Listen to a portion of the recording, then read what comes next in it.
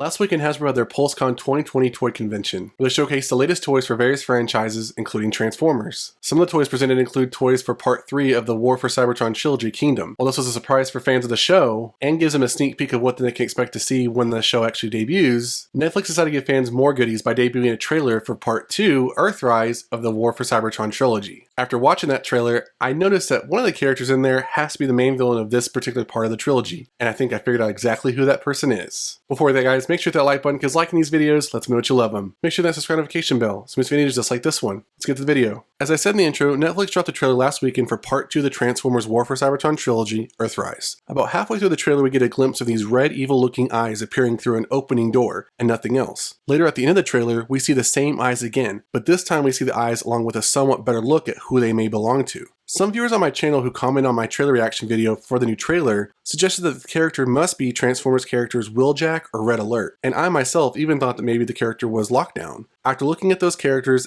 I didn't find that it could be any of them, since they don't really have those evil red eyes. But after doing some more research, I think I figured out exactly who those eyes belong to: the ancient Quintessons. So who are the Quintessons? According to their wiki, the Quintessons are a bizarre, sinister, ancient robotic race with 5-sided heads, with each side representing a different face. These tentacled beings who travel on beams of energy are cruel and emotionless. The Quintessons never intended their intelligent machines to develop emotions. The Transformers rose up against their masters and drove them away from Cybertron. The Quintessons retreated to a planet they named Quintessa, where they lived a stark and barren existence with their Sharticon guards. Sinister and vicious, lacking any individualistic intelligence, the Sharticons usually serve as executioners for their Quintesson masters, who toss condemned victims into the Sharticon pit. The Quintessons finally decide to blow up their planet Quintessa to try to prevent Autobot captives and invaders from escaping. Their plot to destroy the Autobots failed, and now, without a world of their own, they roam the universe with their Sharticons, making victims of whatever luckless beings cross their path.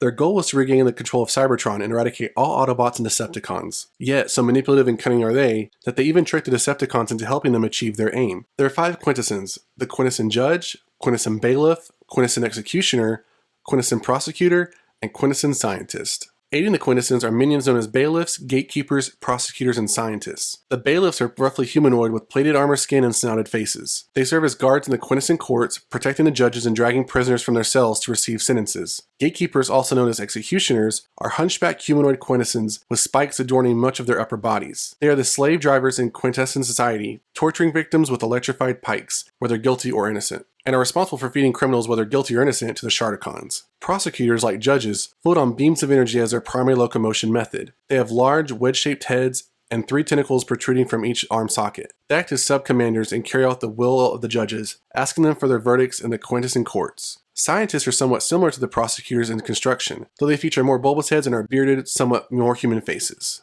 According to a plot theory for Earthrise from showsnob.com, the end credit scene in the finale of Transformers War for Cybertron Siege features a distress signal being received by the semi-centennial computer Teletran 1. This means that the Autobots survived their execution. With the subtitle of the second season Earthrise, most people would believe that the Autobots would likely crash land on Earth. However, the official Hasbro Toys description tells us a different story. According to the Hasbro website, the description of the Earthrise toy states the following: with the unforeseen dangers lurking ahead and the Decepticons closing in from behind, the only way out for the Autobots is to find a way through. Both sides must navigate the perils of space and instantly adapt to battle anywhere in the cosmos. These toy statements clearly tell us that they expect the Autobots to be lost in space as Megatron begins the hunt for Optimus Prime and Allspark. This hints to the season featuring space battles and chases as the Autobots try to evade the grasp of the Decepticons. The constant chases and battles are likely for one, if not both, of the sides to end up on the planet Earth towards the end of the season. But most likely I suspect we should see a space voyage featuring chases and catastrophe. So now that we know what the possible villain of the season is, my theory is that both the Autobots and Decepticons come in contact with another faction known as the Mercenaries,